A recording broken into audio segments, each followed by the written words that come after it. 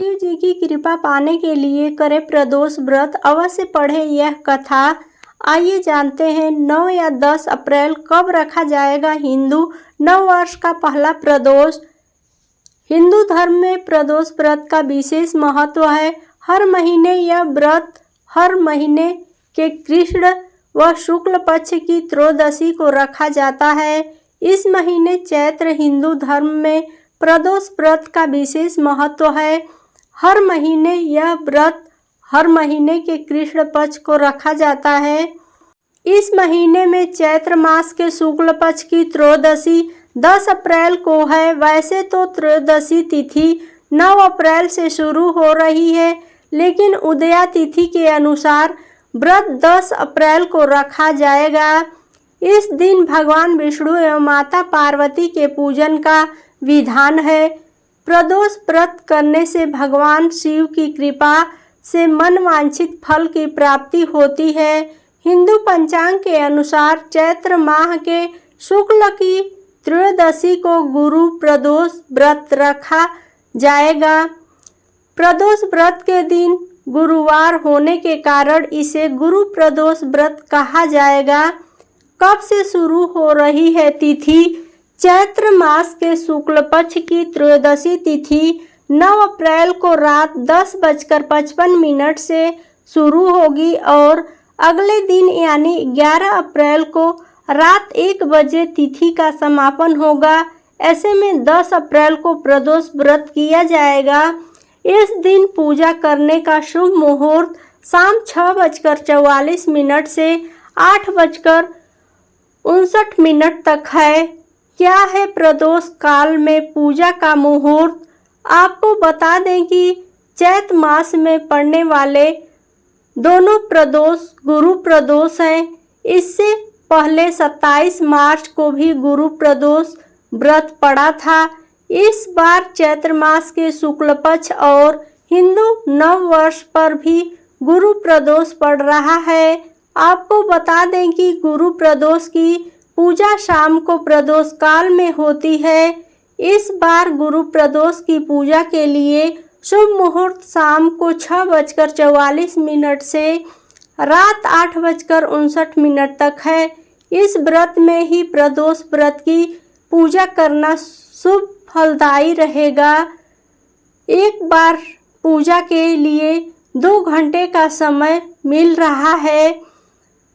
शिव जी की कृपा पाने के लिए करें प्रदोष व्रत, अवश्य पढ़ें यह पौराणिक कथा। प्राचीन काल में एक गरीब पुजारी हुआ करता था। उस पुजारी की मृत्यु के बाद उसकी विधवा पत्नी अपने भरण पोषण के लिए पुत्र को साथ लेकर भीख मांगती हुई शाम तक घर वापस आती थी। एक दिन उसकी मुलाकात विदर्भ देश के राजकुमार से हुई, जो कि अपने पिता की मृत्यु के बाद दर-दर भटकने लगा था। उसकी यह हालत पुजारी की पत्नी से देखी नहीं गई। वह उस राजकुमार को अपने साथ अपने घर ले आई और पुत्र जैसा रखने लगी। एक दिन पुजारी की पत्नी अपने साथ दोनों पुत्रों को शांडिल्य ऋषि के आश्रम ले गई। वहां उसने ऋषि से शिव जी के प्रदोष व्रत की कथा एवं विधि सुनी तथा घर जाकर अब वह भी प्रदोष व्रत करने लगी। एक बार दोनों बालक वन में घूम रहे थे। उनमें से पुजारी का बेटा तो घर लौट गया, परंतु राजकुमार वन में ही रह गया। उस राजकुमार ने गंधर्व कन्याओं को क्रीड़ा करते हुए देखा तो उनसे बात करने लगा। उस कन्या का नाम अंशुमति था। उस दिन वह राजकुमार घर देरी से लौटा। राजकुमार दूसरे दिन फिर से उसी जगह पहुंचा जहां अंशुमति अपने माता पिता से बात कर रही थी। तभी अंशुमति के माता पिता ने उस राजकुमार को पहचान लिया तथा उससे कहा कि आप तो विदर्भ नगर के राजकुमार हो न, आपका नाम धर्मगुप्त है। अंशुमति के माता पिता को यह राजकुमार पसंद आया और उन्होंने कहा कि शिव जी की कृपा से हम अपनी पुत्री का विवाह आपसे करना चाहते हैं।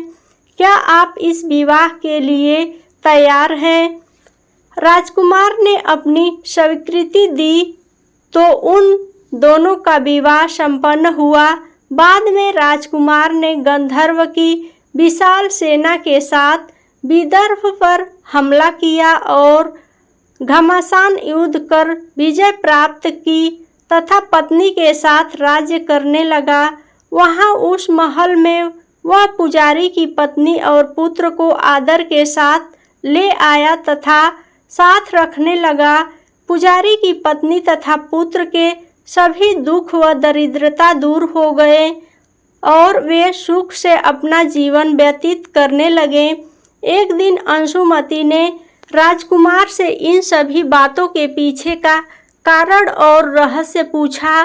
तब राजकुमार ने अंशुमति को अपने जीवन की पूरी बात बताई और साथ ही प्रदोष व्रत का महत्व और व्रत से प्राप्त फल से भी अवगत कराया। उसी दिन से प्रदोष व्रत की प्रतिष्ठा व महत्व बढ़ गया तथा मान्यता अनुसार लोग यह व्रत करने लगे। कई जगहों पर अपनी श्रद्धा के अनुसार स्त्री पुरुष दोनों ही यह व्रत करते हैं। इस व्रत को करने से मनुष्य के सभी कष्ट और पाप नष्ट होते हैं एवं मनुष्य को अभीष्ट की प्राप्ति होती है। प्लीज़ वीडियो थोड़ी सी भी पसंद आई हो तो वीडियो को लाइक और चैनल पे पहली बार हो तो चैनल को सब्सक्राइब जरूर करें। अपना कोई भी राय या विचार हो तो कमेंट बॉक्स में ज़रूर दें। वीडियो देखने के लिए बहुत बहुत धन्यवाद।